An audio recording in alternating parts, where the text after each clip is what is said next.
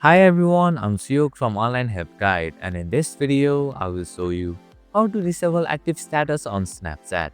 Disabling your active status allows you to maintain more privacy and avoid letting others know when you are online. So, let's get started on how to disable active status on Snapchat. First, open the Snapchat app on your device. Tap on the profile icon from the top left corner of your screen. Now, tap on the settings option at the top right corner of your screen. Scroll down and find the activity indicator option. Once you find it, tap on it.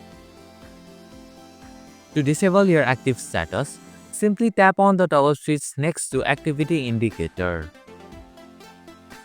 When the toggle switch turns gray, it means your active status is now disabled and your friends will not be able to see when you are online. And this is how you can disable active status on Snapchat. Thank you for watching Online Help Guide. Hope this video was helpful. If it was, then hit the like button and comment down if you have any questions or feedback.